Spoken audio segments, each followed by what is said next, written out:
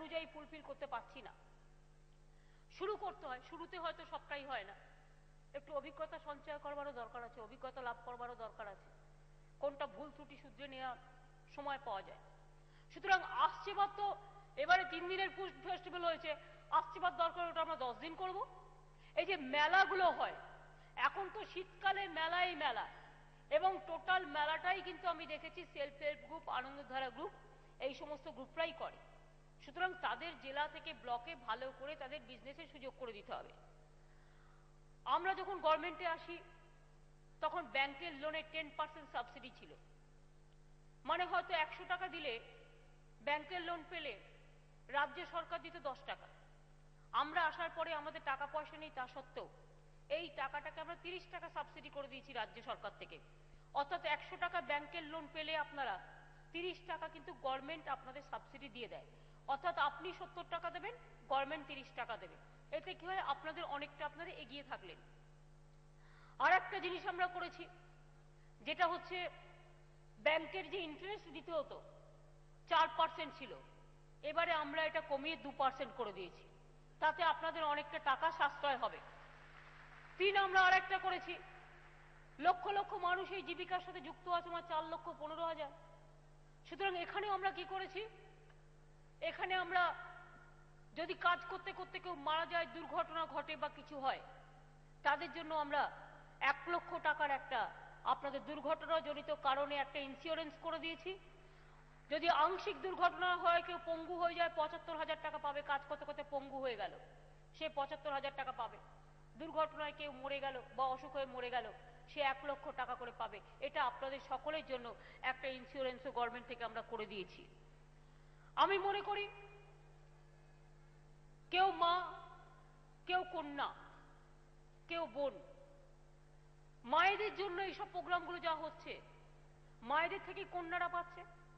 কন্যাদের জন্য আজকে কন্যাশ্রী হয়েছে, ছাত্রছাত্রীরা যারা পড়াশোনা করছে তাদের জন্য শিক্ষাশ্রী আছে, কন্যাশ্রী আছে, এবং নানা রকম প্রজেক্ট আজকে তৈরি করা হয়েছে, যাতে পুষ্টি থেকে শুরু করে স্বাস্থ্য থেকে শুরু করে, আজকে আমার আশার মেয়েরা, দিশার মেয়েরা কাজ করে গ্রামে গঞ্জে, পুরো স্বাস্থ্য আমরা বিনা পয়সায় করে দিয়েছি। গ্রামে গঞ্জে কেন, মেডিকেল কলেজগুলোতেও মনে রাখবেন, জেলা হাসপাতালগুলোতেও সমস্ত বেড ভাড়া তুলে দেওয়া হয়েছে। কোনো বেড ভাড়া সরকারি হাসপাতালে নেওয়া হয় না, এবং কোনো ওষুধের দামও দেওয়া হয় না। টোটাল বিনা পয়সায় স্বাস্থ্য চিকিৎসার ব্যবস্থা করে দেওয়া হয়েছে, যাতে সাধারণ মানুষ চিকিৎসাটা বিনা পয়সায় করে দিতে পারেন, তার ব্যবস্থা করা হয়েছে। আমরা সবসময় মনে রাখি, কাজ করতে গিয়ে মেয়েরা আমাদের ঘরের সম্পদ, ওরাই আমাদের অনন্যা। কেউ বা বোন, কেউ বা মা, কেউ বা কন্যা, কেউ বা মা, কেউ বা আম্মা, কেউ বা বলে মাদার, কেউ বা বলে আম্মি, কেউ বা বলে মাম্মি। মেয়েরা তো ঘরের সম্পদ, মেয়েরাই ঘরের কল্যাণ। বিদ্রোহী কবি নজরুল ইসলাম লিখেছিলেন, সাম্যের গান গাহি, আমার চক্ষে পুরুষ রমণী কোনো ভেদাভেদে নাহি। বিশ্বে যা কিছু মহান সৃষ্টি চিরকল্যাণকর, অর্ধেক তার করিয়াছে নারী, অর্ধেক তার নর। মনে রাখবেন, যে দেশে মেয়েরা শান্তিতে থাকে না, সুখে থাকে না, আনন্দে থাকে না, সে দেশ পিছিয়ে যায়, সে দেশ কখনো এগিয়ে যেতে পারে না। এবং girls left out means countries are always left behind. এবং সেই জন্য সবসময় মেয়েদের এগিয়ে থাকতে হয়, মেয়েদের এগিয়ে দেওয়াটাই আমাদের সবচেয়ে বড় ধর্ম। দারিদ্র কি? দারিদ্রতা অভিশাপ নয়। কেউ গরিব হয়ে জন্মগ্রহণ করতে পারে, কিন্তু গরিব হয়ে জন্মগ্রহণ করা কোনো অপরাধ নয়, বরঞ্চ গর্বের। গরিব হয়ে জন্মগ্রহণ করে কাজ করতে করতে সে যদি নিজে পায়ে দাঁড়ায়, সেটাই সম্মানের, সেটাই সবচেয়ে বড় সম্মানের। মনে রাখবেন, সম্মান তার জীবনে চোখের আলোর মতো, এবং সম্মান কখনো টাকা দিয়ে কেনা যায় না, সম্মান কখনো ভেদাভেদ করে কেনা যায় না। সম্মান হচ্ছে, সম্মান দিতে জানতে হয়, সম্মান নিতে জানতে হয়, সম্মান শিখতে জানতে হয়, এবং সম্মান নিয়ে মাথা উঁচু করে কাজ করতে হয়। আমি এখনো মনে করি আমার মেয়েরা আমাদের জাতির গর্ব, আমাদের দেশের গর্ব, আমাদের রাজ্যের গর্ব। এবং এই গর্বের জন্য যে মূলধন সৃষ্টি আপনারা করছেন, আজকে 2.5 লক্ষ টাকা করে সংঘ, প্রায় মহাসংঘ এবং সংঘদেরও প্রায় 3 লক্ষ টাকা করে, প্রায় 1000 সংঘকে দেওয়া হলো। এছাড়াও এখানে যেটা হচ্ছে সবচেয়ে বেশি ব্যাংকের লোন, যেটা আমি শুনি, তাছাড়াও 34 কোটি টাকা দেওয়া হচ্ছে কমিউনিটি ইনভেস্টমেন্ট ফান্ডের জন্য, তাছাড়াও ইনফ্রাস্ট্রাকচার ডেভেলপমেন্টের জন্য টাকা দেওয়া হচ্ছে, এছাড়াও কমিউনিস্ট ইনভেস্টমেন্ট ফান্ড আরো 30 কোটি টাকা দেওয়া হচ্ছে। এছাড়াও মনে রাখবেন ব্যাংকের যে স্টেট লেভেল ব্যাংকার্স কমিটি আছে এসএলবিসি, তার মাধ্যমে আমরা পার্সু করে করে এমন করেছি যাতে 1930 কোটি টাকার লোন ব্যাংকের মাধ্যমে আমাদের সেলফ হেল্প গ্রুপ পায়, আনন্দধারা পায়, এবং আরো পেতে হবে। ব্যাংকের লোনটা আমি অলওয়েজ রিকোয়েস্ট করি, my request would be to all my bank people that please increase your financial assistance to my self-help group and the Anandadhara group, because they are the asset, they can create the infrastructure, they can create the asset, and they are the future of this country. আপনাদের যদি এই ফান্ডের টাকাটা, এসএলবিসির meeting আমরা বারবার বলেছি, এখনো অনেক জায়গায় টাকা পেতে প্রবলেম হয়। ডিএমদেরও বলবো এই ব্যাপারটা সিরিয়াসলি দেখতে, জেলা পরিষদকেও বলবো সিরিয়াসলি ব্যাপারে কাজটা করতে।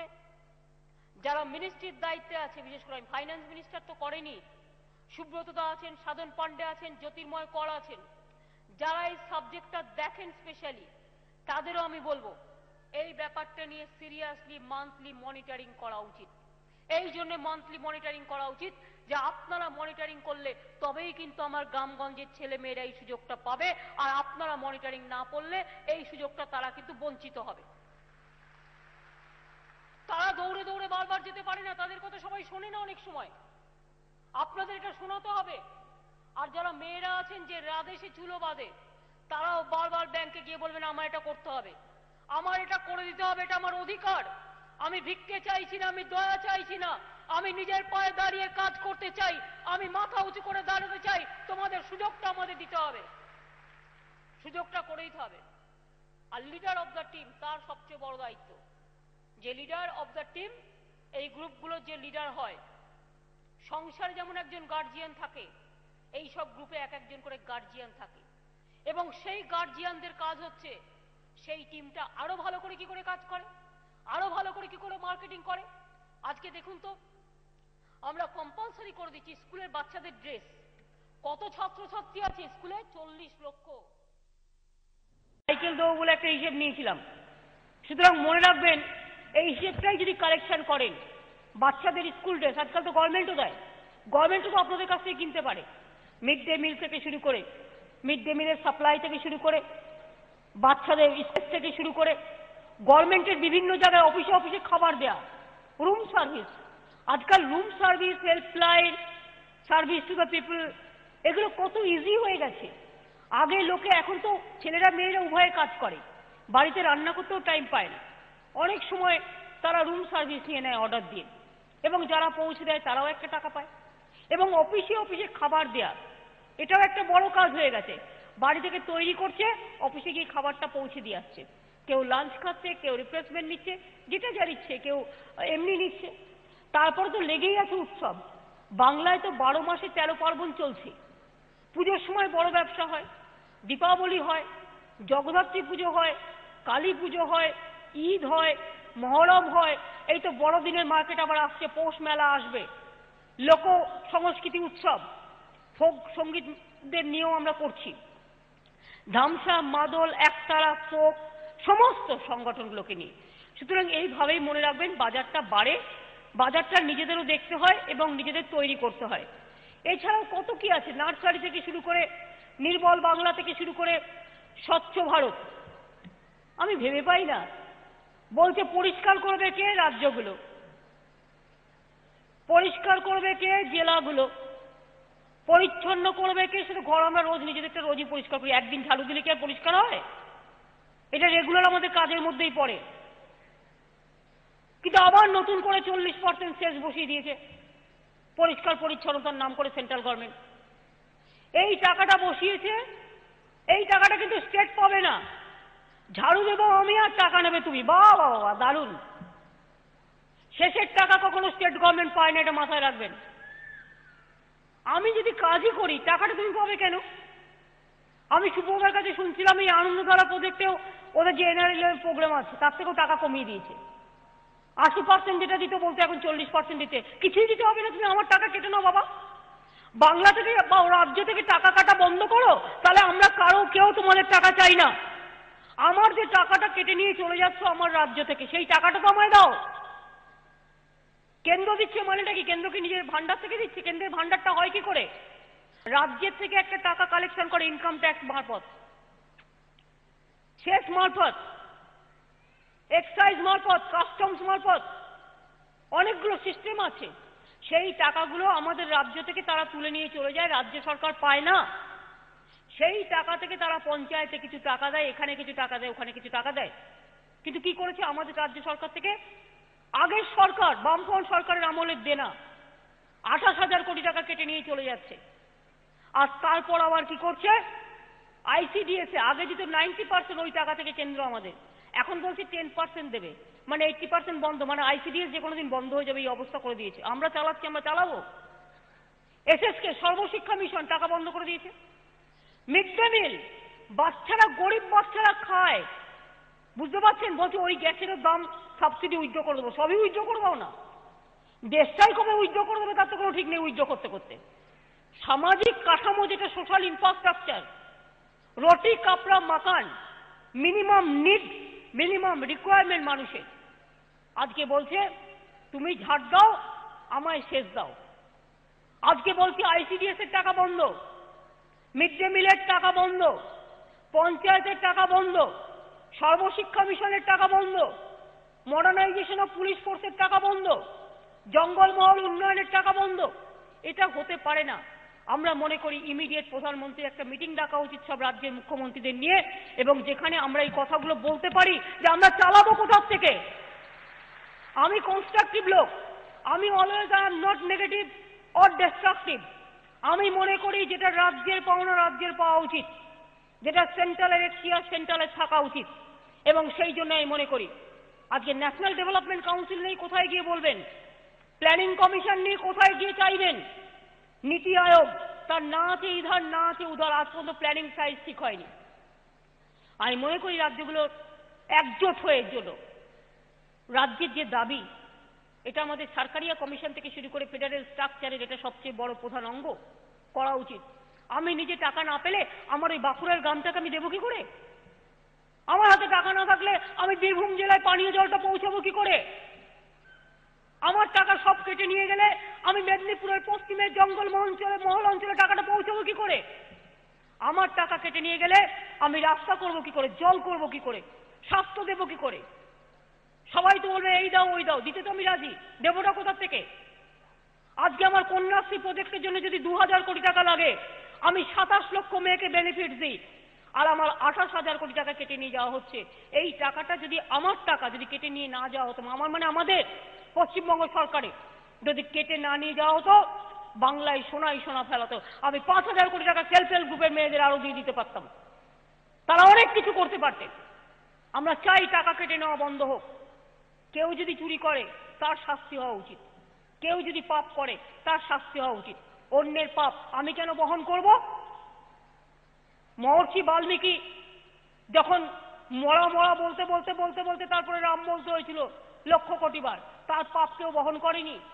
তো আজকে আমার বামফ্রন্ট সরকার দেনা করে গেছে আর আমায় শোধ করতে হবে, আর তারপরে বড় বড় ভাষণ দেবে, এই জিনিস কেন চলবে? বাংলাটাকে যারা দেনা দায়ে ডুবিয়ে দিয়ে গেছে, বিক্রি করে দিয়ে চলে গেছে, আর সেই জায়গা থেকে আজ মনে রাখবেন, শুধু খাঁটি বলে, কাজ করতে আমরা জানি বলে এটা আমাদের গর্ব, কারণ আমরা নিচু থেকে জন্মেছি, মাটির লোক, আমরা ওপর থেকে পড়িনি। আমরাও গরিব পরিবারের জন্ম নিয়ে লড়তে লড়তে ঘষতে ঘষতে কাজ করতে করতে শিখেছি, এটা আমাদের গর্ব। এবং তাই মনে রাখবেন, আজও বাংলা, মনে রাখবেন, ইকোনমিক পারফরমেন্সের নাম্বার 1, স্মল স্কেলে বাংলা নাম্বার 1 হয়ে দাঁড়িয়ে গেছে। 100 দিনের কাজে আমরা নাম্বার 1। আজকে অনেক কিছুতে আমরা স্বচ্ছ ভারত, বাংলা, নির্মল বাংলা, বাংলা নাম্বার 1 সারা ভারতবর্ষে। বাংলাই নাম্বার 1, বাংলাই নাম্বার 2, বাংলাই নাম্বার 3। এটা এমনি হয়নি, এটা কাজের জন্য হয়েছে। চারিদিকে কাজের স্রোত চলছে, টাকা থাকলে আরো হতো।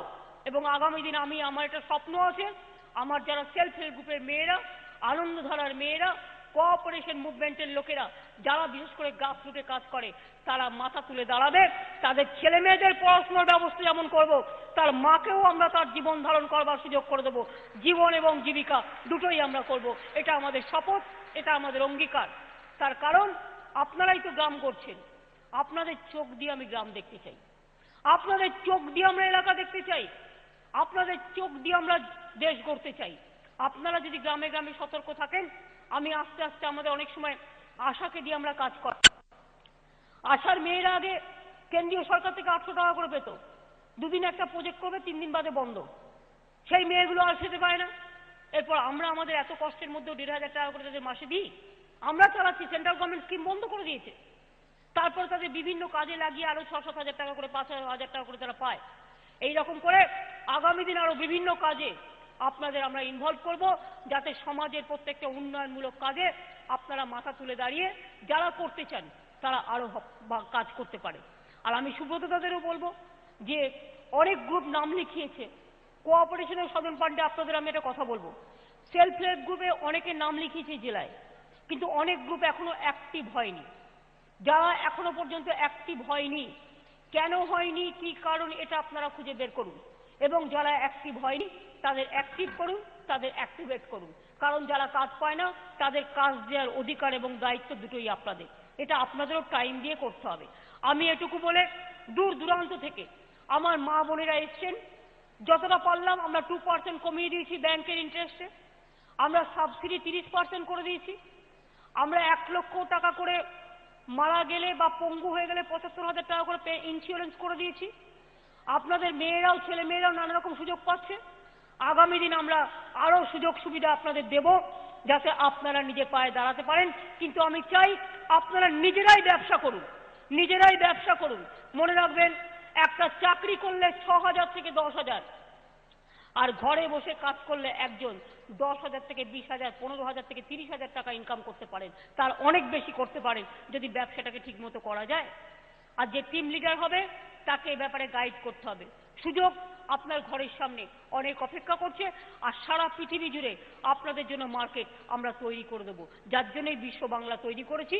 এবং এই বিশ্ব বাংলা আজকে সারা পৃথিবীর বুকে মার্কেট করবে, আপনারাই করবেন। এর সুযোগ আপনাদের, আনন্দধারার ভবিষ্যৎ আপনাদের নিজেদের হাতে, এবং আপনাদের চোখের তারায় আমি দেখতে চাই আনন্দধারা, আনন্দধারা, আনন্দধারা। জয় হিন্দ, অনেক ভালো থাকবেন।